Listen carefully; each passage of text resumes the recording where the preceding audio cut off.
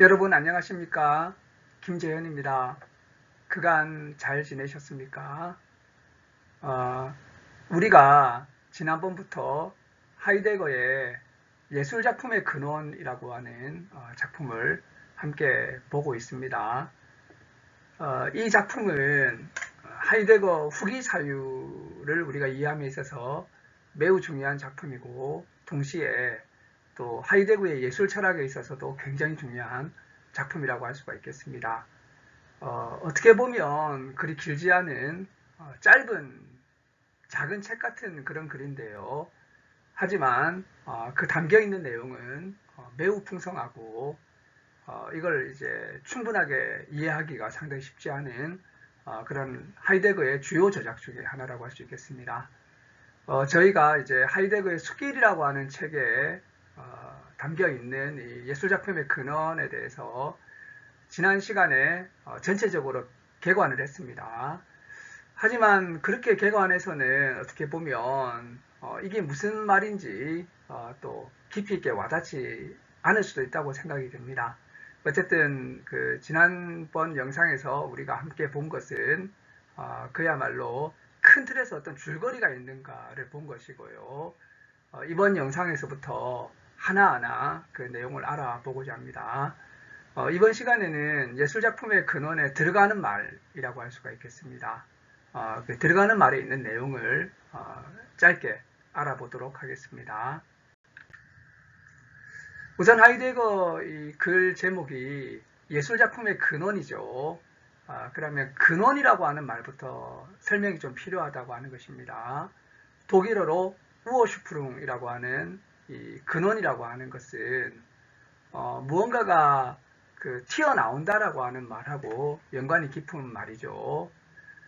그래서 이제 이걸 하이데거가 어떻게 설명을 하냐면, 근원이라고 하는 것은 그 근원으로부터, 그리고 그 근원을 통해서 사태가 자신의 본질, 바스자인, 그리고 자신의 방식, 비자인, 영어로 하면 이제 what과 how가 되겠죠. 그래서 이제 자신의 본질과 자신의 방식으로 존재하게 되는 어떤 것, 그것으로부터가 중요하죠. 그것으로부터. 그리고 그것을 통하여. 이 그것이라고 하는 것은 근원을 말하는 거죠.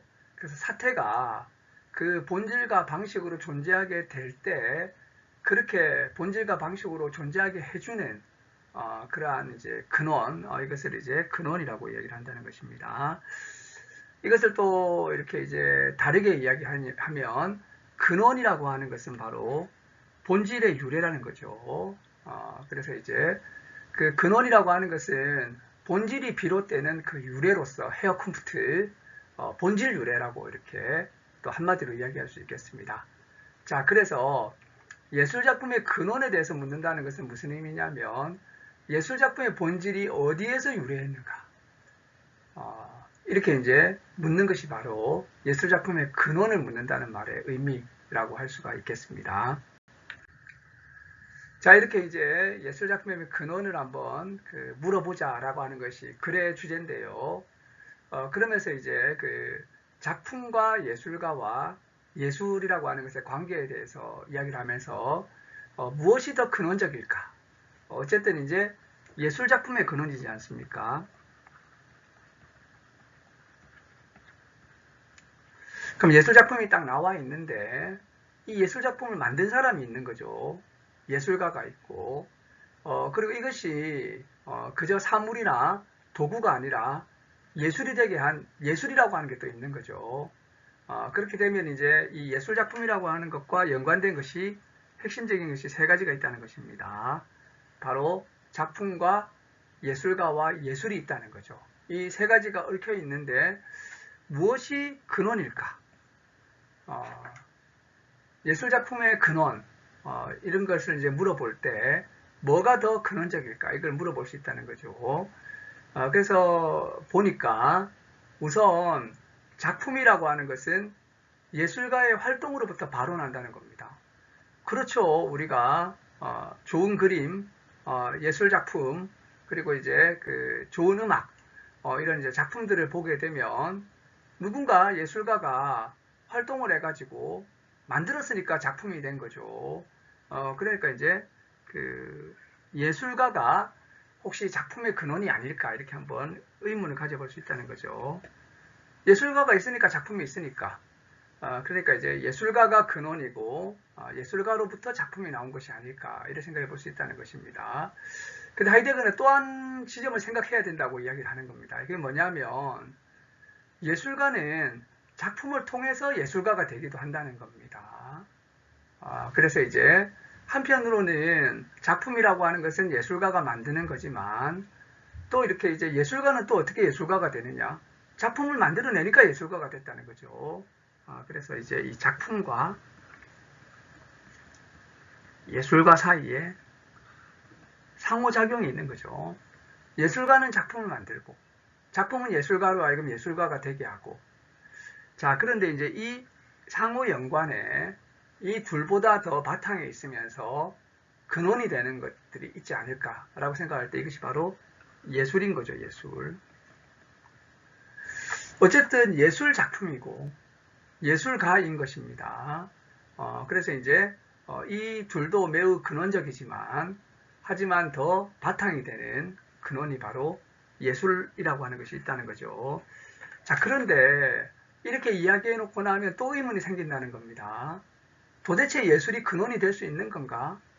예술이라고 하는 건 우리가 어떻게 가리킬 수 있습니까? 저게 예술이다, 이게 예술이다 이렇게 할 수가 없죠. 그러니까 이제 예술이라고 하는 것은 그 이름에 상응하는 어떤 것이 없는 개념에 불과한 것이 아닐까 이렇게 생각이 될 수 있다는 거죠. 또 예술이라고 하는 것은 작품과 예술가들을 총괄하는 집합 개념이 아닐까. 피카소의 그림, 고흐의 그림, 바흐의 음악 이런 것들을 다 모아가지고 또 이런 이제 그들이 만든 작품들 이런 걸 다 모아가 이걸 예술이라고 하자라고 하는 개별 작품들과 예술가들을 총괄하는 집합 개념으로 예술이라고 할 수 있지 않을까 이렇게 이제 생각할 수 있다는 것입니다. 그래서 이제 이런 점에서 예술이라고 하는 것이 과연 이제 정말 근원의 자격을 가질 수 있을까?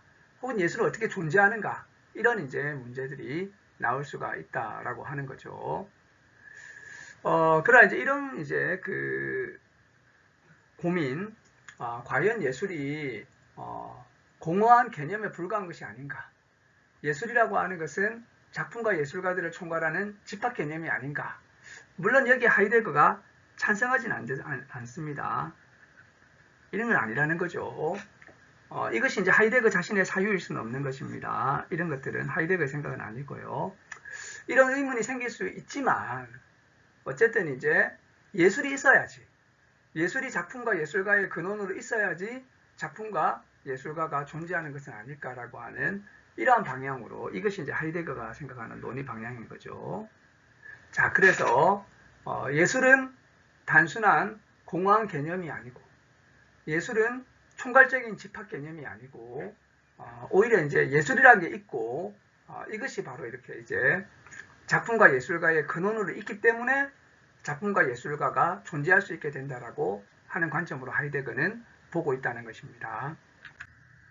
자, 그러면 좋다 이겁니다. 그래서 이제 지금까지 하이데거의 논의를 따라오게 되면 결국에는 예술이라고 하는 것이 있어가지고 여기에서 작품도 나오게 되고 여기에서 예술가도 나오게 된다 라고 이렇게 이야기가 되고 있는데요. 그러면 도대체 예술이라고 하는 것이 도대체 뭐냐라고 하는 의문이 나오겠죠. 이 예술은 어떻게 존재하는 거지? 아니 예술이라고 하는 것이 존재하기나 하는가? 왜냐하면 이걸 가리킬 수도 없고 뭔가 이렇게 관찰할 수도 없고 확인할 수도 없고 이런 거지. 예술이라고 하는 거는 우리가 눈에 보이는 예술 작품이라든지 예술가는 어쨌든 눈에라도 보이는데 예술이라고 하는 걸 우리가 어떻게 레퍼런스 할 수가 없지 않습니까? 자, 이런 이제 물음이 생길 수 있는데 일단은 이야기를 그런 의문 충분히 이해한다. 그러나 일단 그것은 잠시 묻어두고 예술이 현실적으로 주재하는 곳에서 이 예술작품의 근원을 한번 찾아보자. 이 주재한다는 말은 이제 굉장히 또 중요한 말이죠. 발텐이라고 하는데 이거는 이제 또 차후에 자세하게 한번 이 개념을 한번 다루어 보면 좋겠습니다. 어쨌든 예술이 현실적으로 주재하고 있는 곳에서 예술 작품의 근원을 한번 찾아보려고 하니까 이제 이렇게 하는 이유는 뭐냐면 바로 예술이라고 하는 것은 예술 작품 속에서 현상하기 때문입니다. 자, 굉장히 또 어려운 말이 나왔죠. 현상한다는 말. 이제 배젠이라고 하는 이제 단어를 쓰고 있는데요. 우선 이제 이 대문자가 되게 되면 원래 이 배젠은 뭡니까? 배젠이란 말은 본질이란 말이죠. 그리고 또 하나의 의미는 바로 이제 존재라고 하는 의미입니다. 자, 그래서 원래 이 단어는 명사죠, 명사. 그런데 하이데거는 이 단어를 동사처럼 사용한다는 것입니다. 자, 그래서 배젠이란 말을 이제 그 기본형이죠. 이걸 베스트 이렇게 쓰기도 한다는 거죠. 그래서 이건 이제 동사처럼 쓰는 거죠, 동사처럼. 그래서 이렇게 이제 본질이 어떻게 보면 명사로 있다기보다는 동사적으로 있는 것을 이야기하는 거죠. 본질함 이렇게 좀 이상하죠. 이렇게 되니까 말이. 그래서 이렇게 이제 이것을 본생으로 번역하시는 분도 있고요. 본생. 본질의 어떤 이제 그 생성. 근데 이제 그보다는 좀 더 많이 사용되는 번역어가 바로 현성이라고 하는 말을 쓴다는 것입니다. 자, 그럼 우리가 이 단어에서 본질이라는 뉘앙스도 우리가 완전히 놓칠 수가 없고, 그리고 이제 이 존재라고 하는 뉘앙스도 완전히 놓을 수가 없다는 거죠. 또 다른 곳에서는 이제 이스트와 베스트를 이렇게 이제 대립시키거든요. 존재자는 존재한다. 그러나 존재는 현성한다. 이렇게 이제 이야기를 하고 있다는 거죠. 근데 또 하나 이제 더 좀 이게 우리에게 유의미하게 다가오는 것은 하이데거가 현존이라고 하는 개념을 사용하게 됩니다. 후기 하이데거가. 그때 사용되는 단어가 암베젠이라는 또 단어를 쓰게 돼요. 암베젠. 그리고 또 이와 상관되는 개념으로 앞베젠이라고 또 쓰게 됩니다. 그럼 이거는 또 암베젠, 앞베젠 이런 데서도 이제 베젠이 나온다는 거죠. 그래서 이것을 이제 번역하기도 매우 까다롭고, 어쨌든 이 단어의 의미는 존재한다. 그리고 이제 본질, 이런 이제 의미를 가지고 있는데, 이것을 이제 많은 고심 끝에 현성이라고 하는 단어를 이제 가지고, 이렇게 이야기를 했다는 것입니다.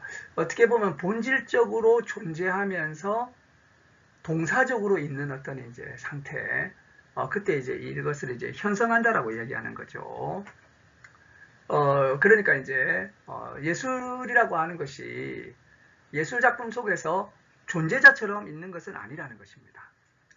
존재자가 존재하고 존재는 현성한다고 하고 있으니까, 그러나 예술은 예술 작품 속에 존재하기는 하는 거죠. 바로 이제 베젠이라고 하는 의미에서 예술은 예술 작품 속에 존재한다라고 할 수가 있겠습니다. 바로 현성한다는 의미에서 존재한다라고 우리가 이렇게 생각할 수가 있겠습니다. 자, 그래서 어쨌든 이제 이 예술이라고 하는 것이 예술 작품 속에 깃들어 있다라고 할 수도 있고, 뭐 현성한다고 할 수도 있고, 본생한다고 할 수도 있고, 이런 상태로 있다라고 하이데거는 이야기하고 있다는 것입니다. 네, 어쨌든 하이데거는 예술이라고 하는 것의 본질과 현성, 이것을 이제 찾아가려고 하는데요. 자, 그럼 이 예술의 본질을 어떻게 찾아야 되느냐? 어쨌든 출발점이 있어야 되는 거죠. 그래서 이제 그것을 어디에서 찾느냐? 바로 작품에서 실마리를 찾아보겠다는 것입니다. 그러니까 처음부터 예술가부터 시작하지는 않는다는 거죠. 예술가가 아니라 작품에서 그 예술의 본질에 대한 실마리를 찾아 나가겠다라고 하는 거죠. 이런 이제 측면이 있는데, 또 다른 한편으로 또 생각을 해보게 되면 작품이 무엇인지는 예술의 본질로부터만 경험될 수 있다는 것입니다. 그래서 이제 그 작품이 뭔지에 대해서는 이제 예술을 알아야지 또 작품을 알 수 있다는 거죠. 작품과 예술 역시 이제 일종의 순환 관계에 있다는 거죠. 순환 구조. 그래서 이제 예술이 뭔지는 작품을 통해서만 그 실마리를 찾을 수 있고, 작품이 무엇인지는 예술의 본질로서만 경험될 수 있다는 거죠. 이런 이제 순환 구조를 나쁘게 보지 말고 이런 순환의 과정을 밟아 나가자라고 하는 거죠. 그래서 이제 이렇게 순환 구조를 밟아 나가는 글이 바로 또 이런 이제 예술 작품의 근원이라고 할 수가 있겠습니다. 자, 그래서 하이데거는 이 예술 작품의 근원을 이런 순환을 밟아가는 그러한 이제 과정으로 이야기를 하고 있고요.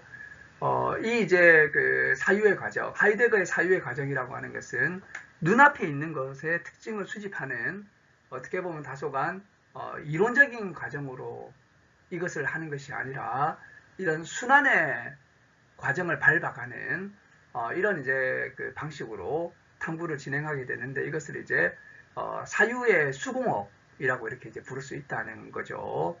세밀한 작업, 세심한 작업, 손작업, 한트베르크라고 하는 이제 그런 방식으로 설명을 하고 있는데요. 사유의 세심한 작업이라고 하이데거는 이야기를 하고 있습니다. 자, 그래서 이제 그 작품 속에서 예술의 본질을 이제 탐구하게 되는데요. 우선 이제 작품을 보니까 실제로 이제 그 현실적인 작품부터 보자는 거죠. 그래서 실제 현실적인 작품을 찾아가 가지고 작품이 무엇이고 어떻게 존재하는지를 묻고자 하는데요.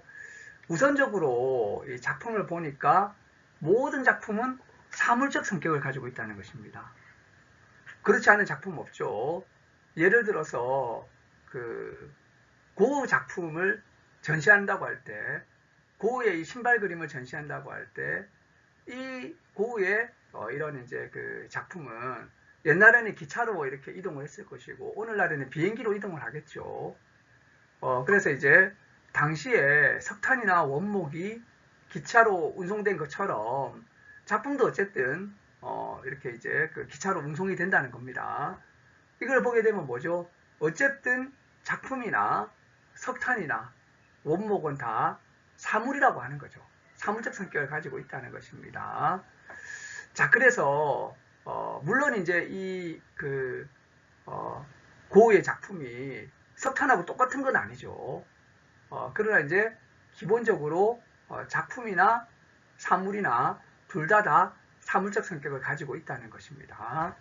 자, 그래서 건축 작품에는 돌이라는 사물의 요소가 있고 목각 작품에는 나무라고 하는 사물의 요소가 있다는 거죠. 문학 작품에는 언어의 울림이 존재하고 있고 이런 식으로 이제 그 사물적 성격이 있다라는 점을 하이데거는 강조하고 있다고 하는 것입니다. 작품이 사물적 성격을 가지고 있는 것은 틀림없지만 하지만 이제 예술 작품에 사물적 성격만 있는 건 아니죠. 그러면 이제 작품이 아니라 그저 사물이 되겠죠. 그래서 이제 이 작품이라고 하는 것은 한편으로는 사물적 성격이 있습니다. 그러나 이제 플러스 알파가 있는 거죠. 플러스 알파. 이걸 이제 다른 것이라고. 사물적 성격과는 다른 것. 이것이 그저 사물하고 좀 차이가 난다는 것입니다. 사물하고 작품이라고 하는 것은 다른 거죠. 그러면 작품은 사물적 성격을 가지고 있지만 무언가 이 사물적 성격을 넘어서는 다른 것이 존재한다는 것입니다. 이 다른 것이 바로 이게 이제 바로 그 사물과 다른 예술적 성격을 형성한다는 거죠. 자, 그래서 이제 하이데거가 보기에 작품이라고 하는 것은 사물적 성격 플러스 예술적 성격인 것이죠. 자, 그래서 이제 이렇게 해서 예술 작품은 다른 어떤 것을 말하고 있다. 그래서 이제 이것을 그리스어로 알로 아고류에이라고 하는 알로 아고류에이. 그래서 이제 다른 것을 이렇게 이제 그 전한다는 거죠.